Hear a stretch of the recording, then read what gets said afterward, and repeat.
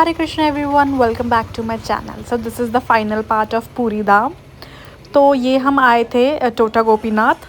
तो यहाँ पे भी हम दर्शन करने के लिए आए और हमने यहाँ पे भी अच्छे से दर्शन करे. अंदर फ़ोन अलाउड नहीं था तो अंदर मैं कुछ भी रिकॉर्ड नहीं कर पाई. यहाँ पे बहुत सारे मतलब मोस्ट ऑफ द ऐसे ही मंदिर है जहाँ पे अंदर फ़ोन अलाउड नहीं था. So you have to come for the darshan. पर बाहर से जितना मैं आपको दिखा पा रही हूँ मैं दिखा रही हूँ. फिर हम आए हरिदास ठाकुर जी की समाधि के पास और उनके दर्शन करने के लिए. सो जिनको नहीं पता हरिदास ठाकुर जी कौन है, हरिदास ठाकुर जी चैतन्य महाप्रभु जो धरती पर आए थे हरिनाम का प्रचार करने के लिए, उनके सबसे प्रिय शिष्य थे. तो इन्होंने चैतन्य महाप्रभु के बाद हरिदास ठाकुर जी थे जिन्होंने नाम जप को, हरिनाम को बहुत ज़्यादा फैलाया था.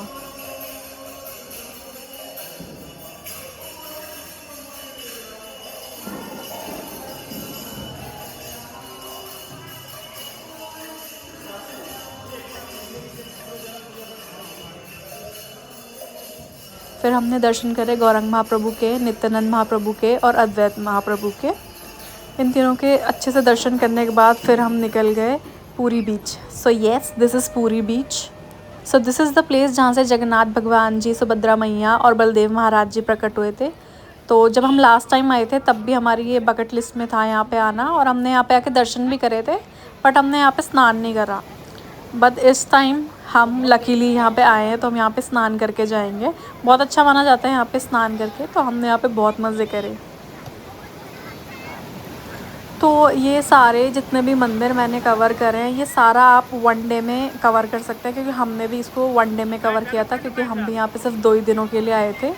और आप जर्नली कोई भी एक ऑटो ले लीजिएगा, वो 1500 टू 2000 रुपीज़ आपसे लेगा.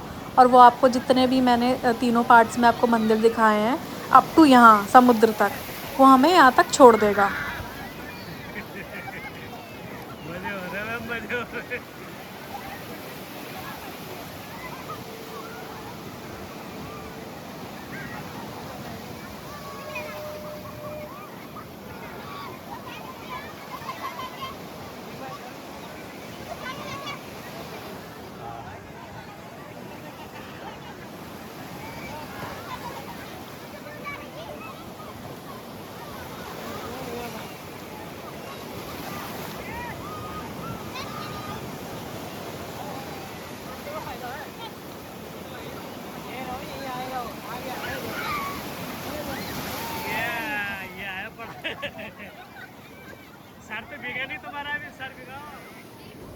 फिर हमारी मम्मियों ने भी प्रणाम करा और वो भी आई समुद्र में नहाने के लिए.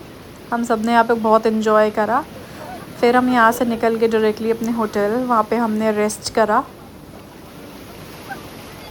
रेस्ट करने के बाद उसके बाद हमने सोचा कि चलो एक बार फिर से मंदिर चलते हैं, मंदिर में दर्शन करके आते हैं. तो अंदर तो फ़ोन अलाउड नहीं था तो हम आए दोबारा से बाहर मंदिर के अच्छे से दर्शन करें.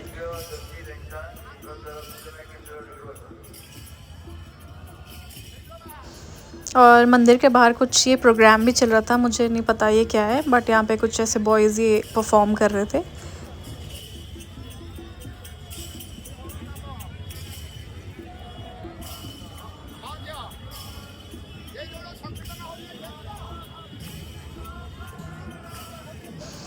बस फिर नेक्स्ट डे आराम करके हम निकल गए भुवनेश्वर सिटी. तो यहाँ पे हमें मंदिर जाना था. लिंगराज मंदिर है यहाँ पे भुवनेश्वर में. ऐसा बोला जाता है कि आप पूरी आए हैं और अगर आप यहाँ पे दर्शन करके नहीं गए तो आपकी यात्रा कंप्लीट नहीं मानी जाती. जब मैं और मेरे हस्बैंड लास्ट टाइम आए थे तो हमें कहीं भी जाने का टाइम नहीं मिला था, क्योंकि हम मेनली रथ यात्रा के लिए आए थे और हमने सिर्फ रथ यात्रा देखी और हम बस आए और चले गए. बट इस टाइम हम आए थे तो हमने ऐसी कोई भी जगह नहीं छोड़ी जहाँ पे हम नहीं गए.